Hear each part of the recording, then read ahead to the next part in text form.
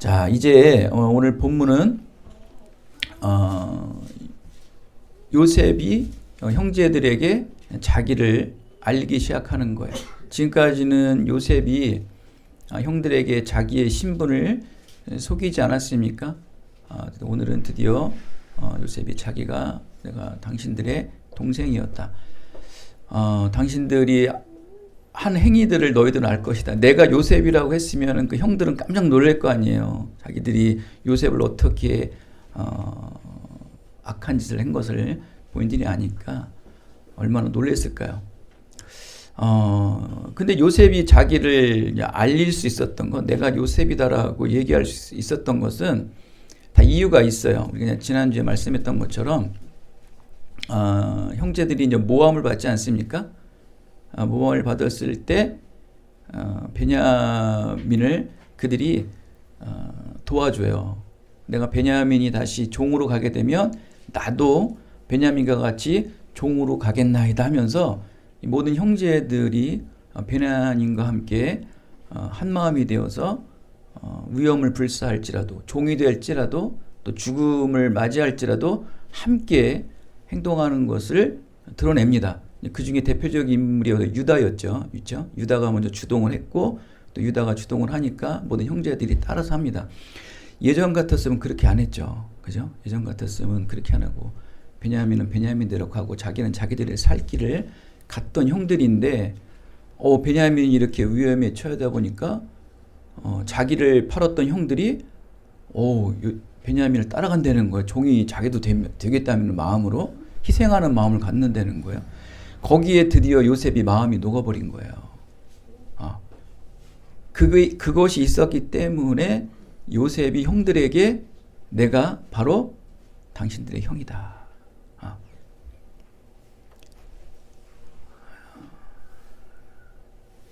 그들이 그렇게 베냐민을 따라갈 수 있었던 이유는 딱 하나였었어요. 바로 아버지 야곱과의 언약. 즉 하나님의 사람 야곱의 언약은 총 누구의 언약이에요? 바로 하나님의 약속이었던 거예요.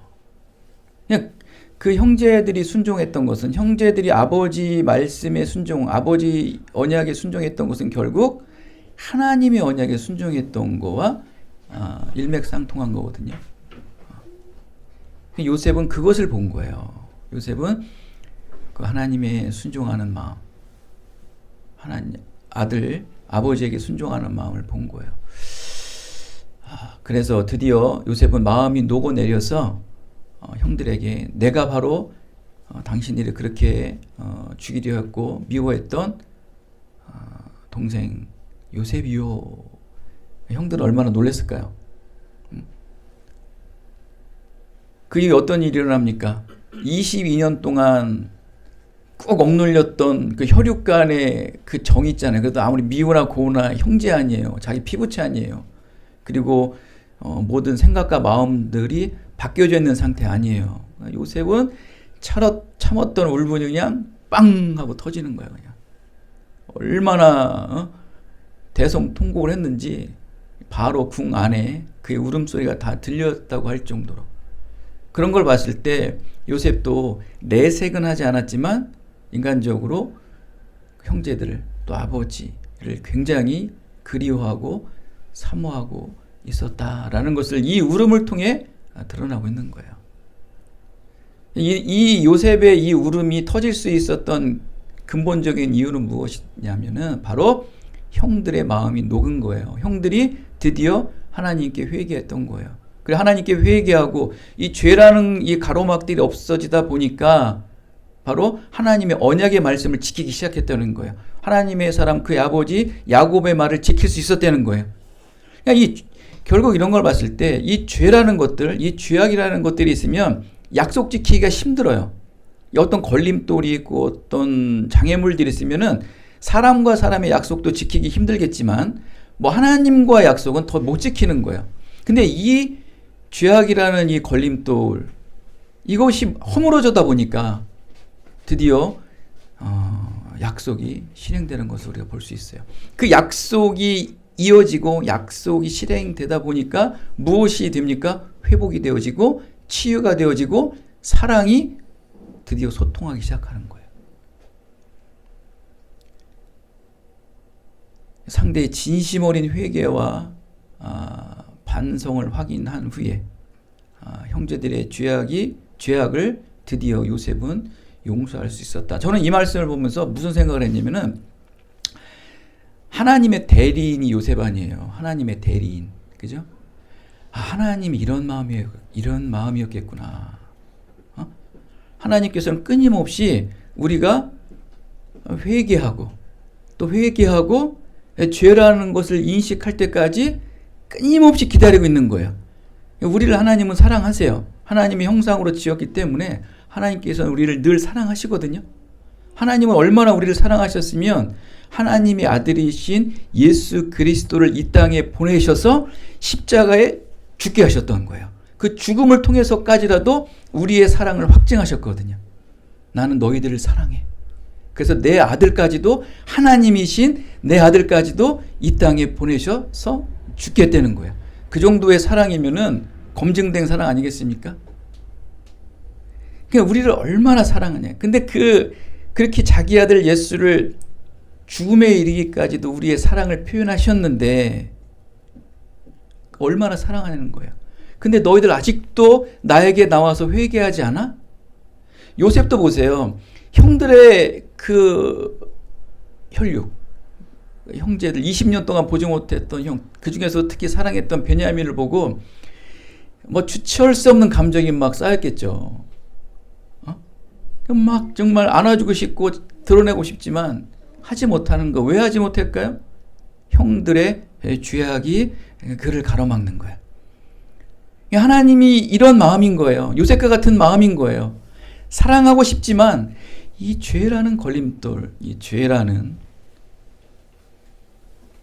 장애물이 사랑의 소통을 하지 못하게 만든다. 여러분 혹시 여러분도 하나님에게 받을 축복들이 너무 많지 않습니까? 막 줄을 섰잖아요. 하나님께서는 기부어요. 주시는 분이. 하나님은 늘 부어주고 싶은데 받지 못하는 이유는 여러분들과 하나님과의 관계의 단절이거든요. 하나님은 늘 우리의 중심을 보시는 거예요. 하나님이 가장 싫어하시는 건 죄예요. 이 죄라는 문제 때문에 하나님과의 소통의 문제가 연결되지 않으니까 하나님께서 주고 싶어도 못 주는 거예요. 요셉도 자기 요셉을 이름을 밝히지 못한 이유는 형들의 죄가 있는지 없는지를 확인한 후에 지금 이렇게 대성통곡하면서 펑펑 울지 않습니까? 그 형제들의 죄가 사라진 것을 보고 그들의 행위들을 보고 요셉은 한량없는 사랑을 베풀어 주었습니다.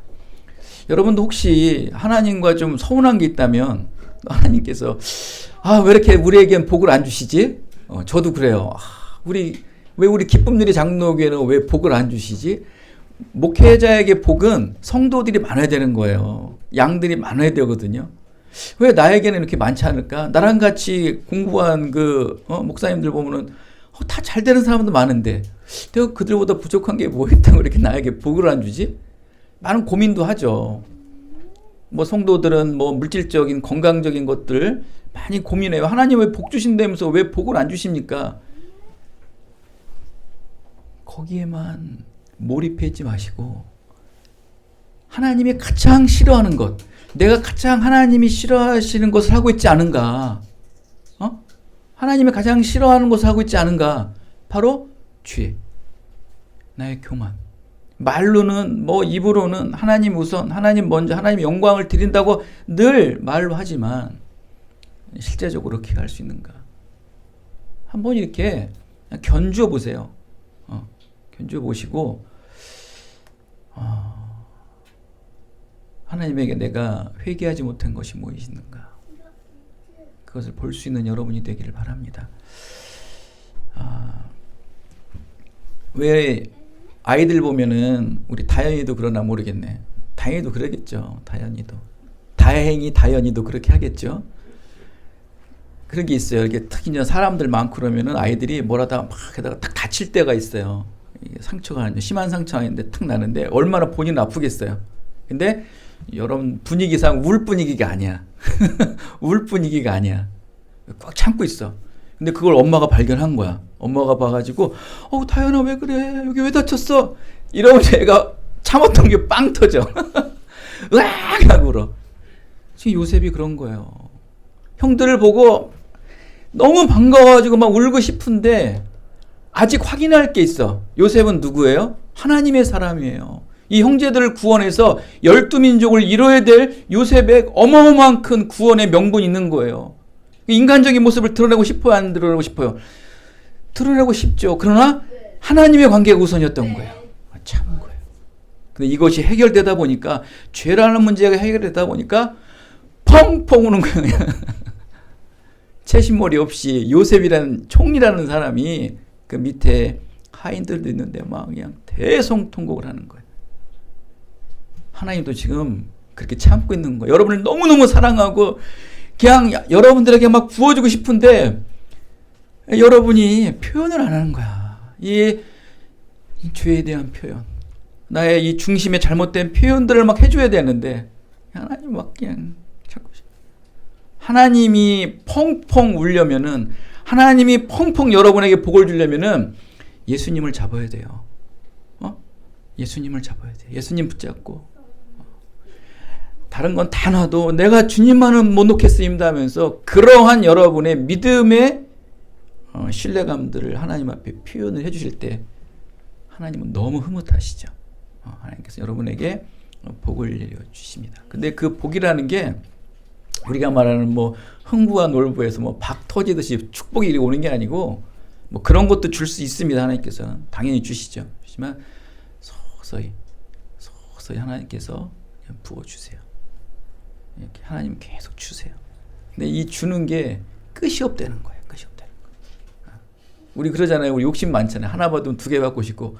그러면 그렇게 주세요. 하나님께서. 끊임없이 하나님께서 주시는 복을 받으시려면은 주의 문제를 반드시 회개하시고 통회하시고 늘 기도하시는 삶을 사실 수밖에 없는 게 우리 그리스도인들의 삶입니다, 여러분. 이렇게 한 가정의 상처가 치유가 되는 과정의 결과를 오늘 말씀을 통해 알 수 있습니다. 여러분, 이 땅의 가정 보면은 여러분 상처 없는 가정이 없습니다. 뭐 우리가 늘 선망하는 고위층의 사람들 있잖아요. 저 요즘에 한참 핫한 뭐 강남 요런 쪽, 요즘에 뭐 성수동이 뜬다고 그러더라고요. 어쨌간에 그런 데서 사는 사람들은 다 화평하고 행복하고 사랑스러울 것 같을 수 있죠. 그런데 이 땅의 가정은요 다 상처투성이에요. 뭐 이거는 한 비하인드 스토리인데, 여러분 뭐 목회자들 보면은 그래도 그나마 일반 가정보다 낫겠지라고 볼 수 있겠죠. 근데 저도 이제 목사님들 이렇게 가정들 보면은 그냥 성도들에게 얘기만 하지 않을 뿐이지 아주 상처투성입니다. 상처투성이. 그것은 무엇을 말을 하냐면, 그만큼 이 땅에 온전하지 못한 이 땅의 삶은 완전한 건 없고, 또 가정 또한 상처가 굉장히 많습니다. 뭐 저희 가정도 다 상처가 있겠죠. 왜 없겠습니까? 우리 성도님들이랑 교제하고다 보면은 서로 그런 것들을 다 이제 털어놓을 수 있겠죠. 다 있어요, 여러분. 이 가족 간의 상처는 가족의 화평, 또 이 사랑을 가로막는 장벽이 되겠죠. 이 화평을 가로막는 이 상처는 반드시 치유를 해야 돼요. 치유를 해야 돼요. 근데 오늘 이 야곱의 가정, 또 하나님께서 12민족을 이루어야 될 이 각 가정들을 치유하시는 걸 보세요. 어떻게 치유하십니까? 하나님의 구원 섭리로 치유하시는 거예요. 신앙 안에서 치유가 된 거예요. 요셉이라는 높은 총리의 자리에 올랐을 때 우리는 가장 먼저 생각하는 게 나를 괴롭히고 나를 힘들게 하고 나를 억눌렀던 사람들을 보복하려는 심리들이 인간적인 본성이거든요. 요셉 또한 그런 마음을 가지고 있었겠죠. 수십 년 동안 감옥 생활을 하면서 나를 이렇게 팔아먹고 나를 이렇게 힘들게 만든 형들을 내가 높은 자리에 올라가면 복수하리라. 그런 마음이 왜 사람이 없겠습니까? 요셉도 가졌을 거예요. 성경엔 기록되어 있지 않지만. 그러나 이것을 무엇으로 승화했습니까? 무엇으로 이겨냈습니까? 하나님의 말씀, 언약, 소망으로 이겨낸 거예요. 근데 이거 실제적으로 지금 오늘 드러나고 있잖아요. 결국 그 요셉이라는 한 사람의, 믿음의 한 사람의 순종이 이 가정이 쌓여있는 상처들을 치유하는 것을 우리가 볼 수 있습니다. 그러면서 하나님께 구원 섭리가 계속 이어지게 되는 것이죠. 여러분의 가정, 또 여러분의 어떤 공동체들이 상처가 있다면 하나님의 구원의 그 섭리 안에서 그 모든 것들을 치유하시고 회복하시기를 예수 그리스도의 이름으로 축원드리겠습니다. 여러분 혹시 그 우리들의 블루스라는 그 드라마 아십니까? 거기에 보면은 그 정은의 화백이라고 나와요. 그 가정이 한번 그 다큐멘터리를 한번 나오더라고요. 전 그걸 보고 주책맞게 또 울었어요. 전 다른 게 아니라 그 이제 그 남편을 결혼했는데 남편도 좀 이렇게 좀 지적으로 좀 있는 그런 남편이더라고요. 조용남 씨라고. 나중에 이제 그 사이를 맞으면서도 나중에 그 아들이랑 얘기를 하더 아들하고 남편하고 얘기를 하는데 남편도 이제 재혼한 남편이더라고요. 아주 가정이 그냥 상처투성이에요. 그래서 그 누나 이제 정은의 화백 때문에 어렸을 때 모든 부모들이 이제 그 정은의 화백한테만 치중되다 보니까 그 아들인 그 막내는 너무 상처가 많은 거예요. 나이 이제 20 넘어서 이제 군대 갔다 와서 그때 비로소 모든 것들을 막 얘기하더라고. 너무 힘들었다고. 막 펑펑 가족들이 3명에서 부둥켜 하면서 우는데 너무너무 정말 상처가 돼. 그러면서 그거를 본 그 정원의 화백이 이런 말을 하는 거예요. 동생아, 안아주면서 누나 때문에 이렇게 힘들었지 하면서 도리어 위로를 해주는 거예요. 자기 때문에 이렇게 내가 사랑받아야 되는데 엄마 아빠가 나를 너무 신경 쓰냐고 네가 사랑받지 못했던 것을 이 정원의 화백이 그 동생한테 얘기를 하는데 거기서 이제 제가 막 감정이 팍 맞춰가지고 뻥뻥 울더라고. 이 가정은 비록 우리가 보기에는 조금 부족한 가정인지 모르지만 이 가정은 이렇게 가족들이 치유가 돼버린 거예요. 치유가 돼버리는 걸 보고서 너무 화평하고 너무나 사랑스러운 가정으로 변해버린 거예요. 이렇게 이런 정말 힘든 가정 속에서도 치유가 되고 회복이 되다 보니까 너무나 이렇게 안도가 되고 평안하고 저런 것이 교회고 믿음의 사람들의 가정이구나. 배려하고 사랑하는 것이 우리의 모습이구나. 주변에 우리 힘들고 어려운 사람들이 말할 수 없는 사람들이 얼마나 많겠습니까? 그것이 우리가 해야 될 일이고 교회가 해야 될 일인데 그냥 나만 힘들고 나만 어렵다고 하는 모습 때문에 그렇게 손을 뻗지 못하는 경우가 너무나 많습니다.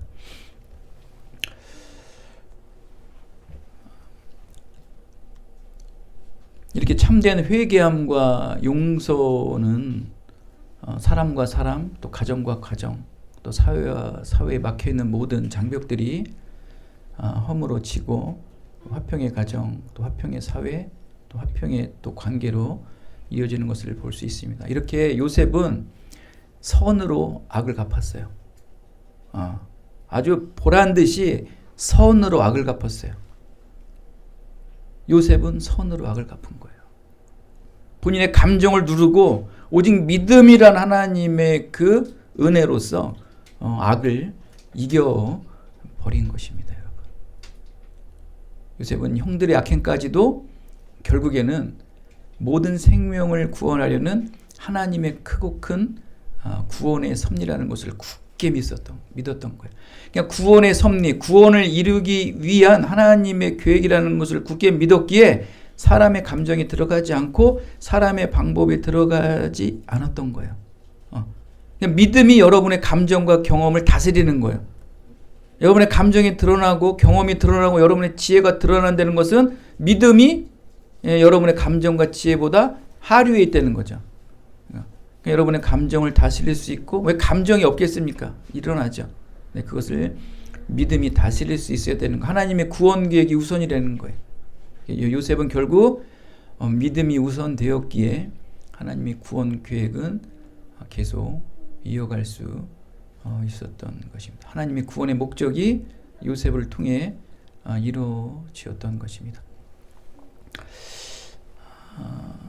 이것이 바로 이제 요셉이 피해자 의식에서 이제 사명 의식으로 뒤바뀐 거예요. 5절에 보면 이런 말씀 있잖아요. 나를 버린 게 아니고, 형들이 나를 버린 게 아니고 하나님께서 나를 보내셨다라고 말씀을 해요. 이건 정말 통달한 사람들이 얘기할 수 있는 아주 고차원적인 언어거든요. 요셉이 처음에 노예로 팔렸을 때는 왜 형들이 나를 버렸지? 라고 생각을 했겠죠. 그러나 모든 연단 과정이 지나고 총리의 자리에 올라갔을 때 요셉은 어떤 마음을 갖습니까? 하나님이 나를 여기에 보내셨네 그러는 거예요. 우리 다현이가 여기에 버려진 게 아니고 여기에 하나님께서 보내주셨네? 할렐루야! 이 가정에 보내주셨고 이 교회에 보내주셨고 보냄받은 사람이에요. 여러분이나 다현이나 다 똑같이. 우리는 교회가 작고 우리 가정이 좀 형편없다고 왜 이런 데 나를 버리셨지? 이거 항상 어떤 마인드에서 하는 거예요? 피해자 의식에서 하는 거예요. 피해자 의식. 근데 요셉 보십시오. 나는 버림받은 자가 아니고 보냄받은 자다. 한때는 버림받은 자였다고 얘기했겠죠. 원망도 하고 불평도 했겠죠. 왜? 근데 성경에 하면 그게 기록이 안 돼 있다는 거예요. 근데 분명히 그랬을 거예요. 요셉도. 장담합니다. 분명히 그랬을 거예요. 왜? 예수님께서도 골고다 언덕에서 십자가 지기 지전에 하나님 아버지 제발 이 죽음을 저에게 물러가게 해주세요 라고 인성의 모습을 드러낼 때를 보면은 하나님이신 예수님도 그러신데 요셉이라고 그러지 않겠어요? 원망 불평했겠죠. 왜 나를 여기다 버리셨습니까? 라고 했겠죠. 근데 이것을 믿음으로 이겨낸 거예요. 고난 속에서 아픔 속에서 시련 속에서 역경 속에서 피해자 의식에서 사명자 의식으로 전환되는 놀라운 역사가 하나님의 구원 계획을 이어갈 수 있게 되는 거예요. 여러분도 왜 나를 여기 버려주셨지? 왜 우리 집은 이렇지? 왜 나는 이 모양 이 꼴이지? 라고 할 수 있어요. 저도 그러고 있어요. 늘. 저도 늘. 왜 나는 매년 이 모양 이 꼴이지? 여기에 언제 항상 이렇게 피해의식에 살 수는 없잖아요. 우리가. 요셉을 하나의 우리의 롤모델로 삼으셔서 이제 이 피해의식에서 사명의식으로 바뀌어야 돼요. 그때 하나님께서는 우리의 길들을 형통하게 열어주십니다. 그러잖아요. 이게 아무리 축복을 줘고 아무리 많은 걸 주고 아무리 좋은 직책들을 줘도 감당할 수 있는 사람이 되어야 되거든요. 감당할 수 있는 사람이. 1,000만 원을 주든 1억을 주든 그것을 잘 융통할 수 있는 사람이 필요한 거예요. 그죠? 하나님이 그게 중요한 거니까. 그러니까 우리가 하나님께서 이 사명자 의식으로 바뀌어져 있어야 돼요. 그래야 하나님께서 주시는 1달란트든 5달란트든 적던 많던 주신 대로 그걸 사용할 수 있거든요. 그런데 본인이 마인드가 안 되고 본인이 의식들이 없으면은 아무리 주어도 안 되는 거예요. 그래서 왜 예전에 어른들이 그러잖아요. 왜 이렇게 도박하는 사람들 보면 그냥 밑 빠진 독에 물 붓듯이 줘도 끝이 없어요. 그런 사람들은 나중에 부인도 판다고 그러잖아요. 그럴 정도로 자식도 팔고 요즘에는 그럴 정도로 의식이 바뀌지 않으면 세상에서도 안 되는 것, 줘도 그거를 활용하지 못하는 것처럼 하나님께서도 동일하다는 거예요. 하나님께서도 이 사명자 의식으로 너희들이 바뀌어 있지 않으면 내가 아무리 너에게 주고 부어주고 베풀어주고 쏟아줘도 너희들은 감당해내지 못한다는 거예요. 이게 하나님의 늘 믿음의 증거자들에게 주는 말씀이에요. 그래서 하나님께서는 그 중간에 그 의식을 바꾸기 위해서 고난과 역경과 시험을 주시는 거예요.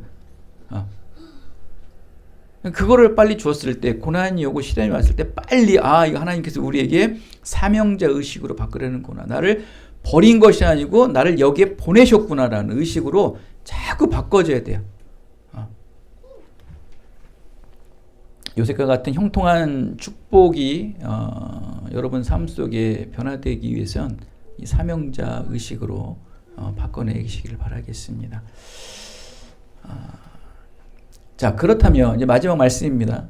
이렇게 사명자 의식으로 바뀌어졌고, 이 사명자 의식으로 바뀌어진 것은 결국 하나님의 구원 계획을 이어갈 수 있었던 거예요. 그죠? 하나님의 구원 계획으로 이어갈 수 있고, 하나님의 구원 섭리와 하나님의 계획과 목적들을 순종하며 살아갈 수 있는 사람들은 이제 세상 속에서 어떤 모습으로 드러나는가? 세상 속에서 어떠한 그런 모습 드러나는가? 그러니까 이 하나님의 구원 계획을 이뤄나가는 사람들은 이 중심에 뭐가 있냐면은 생명이라는 게 생명, 구원의 생명. 이 구원의 생명을 위해 자기를 희생할지라도 자기 것을 드러내지 않는 거거든요. 그러니까 요셉과 같은 사람인데, 그렇게 생명을 사랑하고 구원을 소망하는 사람들이 세상 속에서 어떻게 나타나냐면은 그들의 인격이 굉장히 따뜻한 인격이 되는 거예요. 우리 왜 마태복음서 11장에 보면은 나는 마음이 온유하고 겸손하니, 온유하고 겸손한 사람이 되는 거. 이것을 우리가 이제 그 한 단어로 말하면은 따뜻한 사람. 따뜻한 사람이 생명을 구원할 수 있는 거예요. 그러니까 생명을 소중하게 여길 수 있는 거. 우리 요즘에 그러잖아요. 이렇게 강아지들을 키우고 뭐 이렇게 애완견들을 많이 키우잖아요. 그러니까 사람은 사랑하는데 막 동물을 학대해요. 예를 들어가지고. 그럼 되게 이율배반적이잖아요. 뭐가 맞지가 않잖아요. 그죠? 사람의 생명도 사랑하면 무엇도 사랑할 수 있는 거예요? 당연히 동물도 사랑하고 식물도 사랑하고.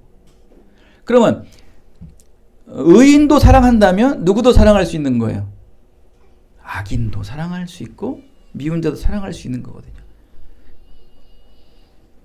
그냥 생명이라는 그것을 사랑할 줄 알아야 돼. 그것이 따뜻한 사람이에요. 그러니까 따뜻한 사람은 믿음의 사람에게만, 교회 다니는 사람에게만 선을 베푸는 게 아니고, 교회 다니지 않을지라도, 나를 비방하는 자일지라도, 사랑하는 사람이 따뜻한 사람이죠.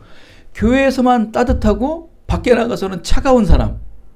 그런 사람은 있어서도 안 되고, 그런 사람이 우리 기쁨들의 장로교회 사람들이 되면 안 돼요. 근데 이게 성경적으로 이렇게 보면은, 성경적으로 인물 분석하는 게 있는데, 냉정하고 냉혹한 사람들은 하나님의 백성으로서 적합한 인격은 아니에요. 그런 사람은 그렇잖아요. 그냥 생명을 사랑한다는 것은, 이 심장을 사랑한다는 것, 이 호흡을, 이 뛰는 것을 사랑한다는 것은 사람이 따뜻해요. 근데 차갑고 냉혹한 사람들은 따뜻하지 못해요. 하나님의 구원 계획을 이뤄나가는데 적합하진 않아요. 하나의 도구로는 사용될 수 있지만 그가 주연이 될 수는 없어요. 주연이 되는 사람들은 하나님께서 따뜻한 사람이에요. 왜냐하면 이 너무 냉혹한 사람들은 너무 선을 그어요. 이렇게 탁탁 꺼서 선과 의 막 징벌하고 막 정죄하고 이런 게 너무 많아가지고 때로는 그게 필요해요.